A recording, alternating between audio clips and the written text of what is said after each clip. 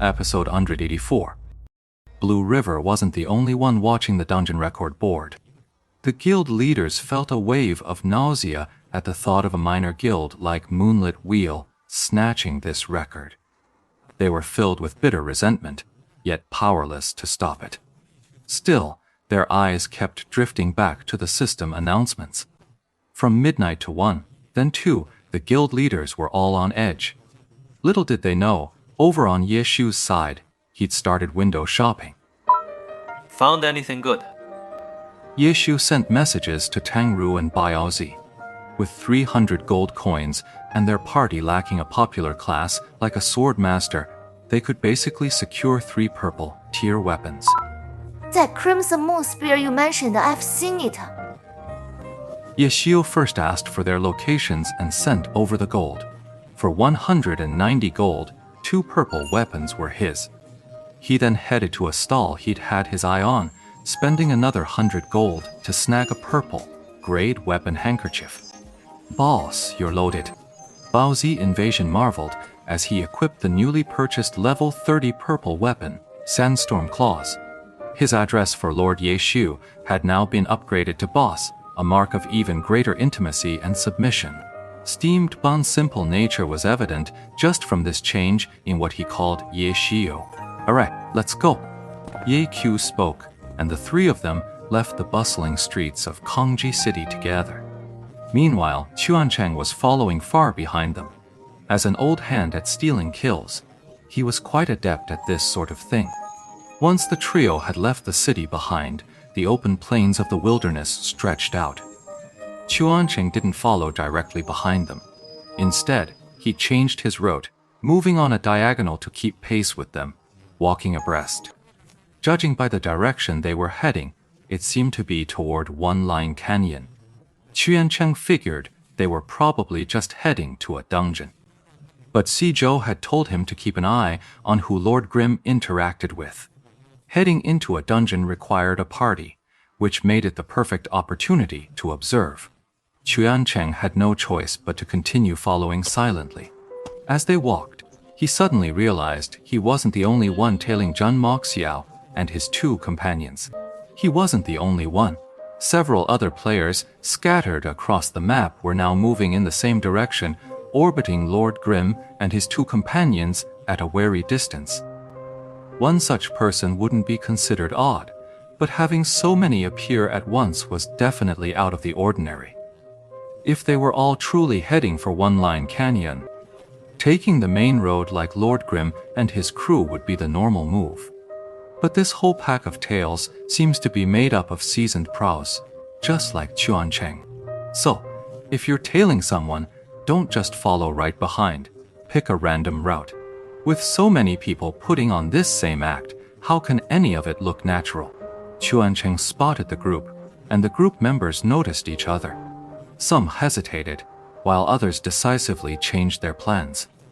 They strode onto the main road, openly following the very method they'd once feared would expose them. In the current bizarre situation, it seemed perfectly normal.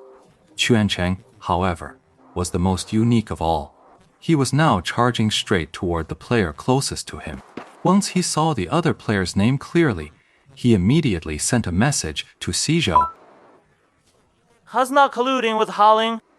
He saw the player was from the Howling Heights Guild, even though the other had hidden his guild tag. Unfortunately, Chuancheng recognized his ID. How do you know? Si Zhou found it strange. He couldn't figure out how Chuancheng had arrived at this answer through a process of elimination. Because Hu Xiao's people are doing the same thing I am. Si Zhou was speechless. It seems Lord Grimm is now the center of attention in Server 10. Before, everyone was keeping their cards close to their chest. They'd all been trying to recruit him separately, but now, in this bizarre situation, their efforts were all exposed together. Little Luo, does anyone know which guild he's from?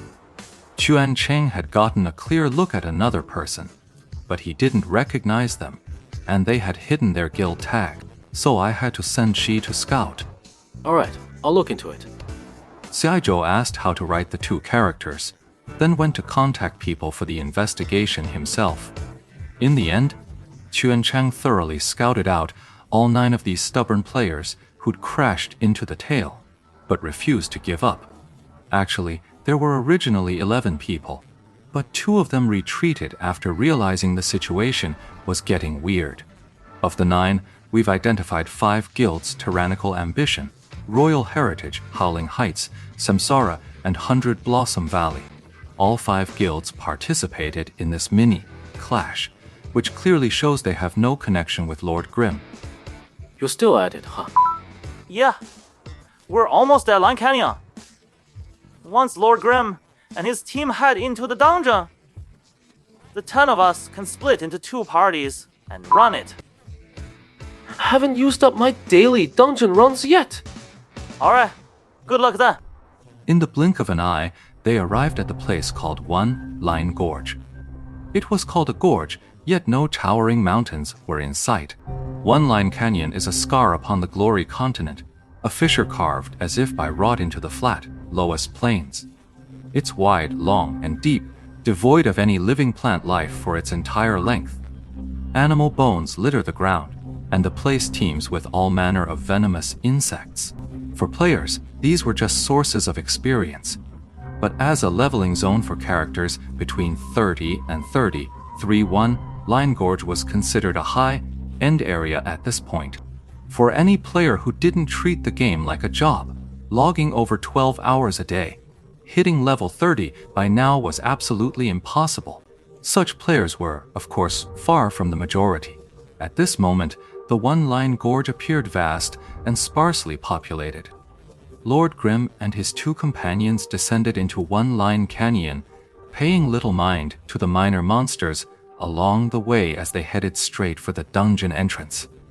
A crowd trailed behind them, but when they finally saw who Zheng Moxiao and his 2 companions were greeting to form a party, their hopes were utterly dashed. These 2 were clearly Tian Qi and Yu Zhongmian.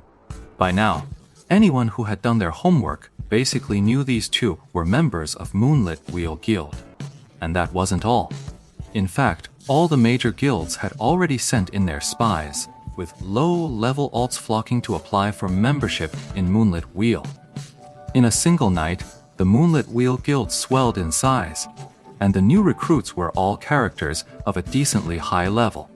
All the undercover agents gathered in Moonlit Wheel Guild, trying to figure out Lord Grimm's intentions. Meanwhile, outside One Line Canyon, the other guilds had sent their own people to tail and spy on him. For the sake of this expert, Lord Grimm, the major guilds had been running themselves ragged. Only now did they finally spot Lord Grimm and his 2 companions. They'd just teamed up with Tian Qi and Yu Zhongmian to run the dungeon, reporting back with a distinct lack of enthusiasm.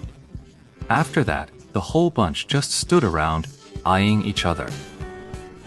Are we really supposed to team up and run this dungeon together? While Qiancheng was still muttering to himself, the others had already scattered like startled birds and beasts. Qiancheng sneered inwardly. He was about to leave, but as he went, he spotted a player not far from the dungeon entrance, grinding away at some mobs. An old itch flared up, and he couldn't resist. He charged over and stole the guy's kill. Qiancheng was proudly fighting the stolen monster right in front of the player, when he suddenly noticed all the other players grinding nearby drop their own targets and charged straight at him. Qiancheng realized something was wrong. He was utterly bewildered. Since when did the game spawn so many righteous heroes? And why are they all gathered here?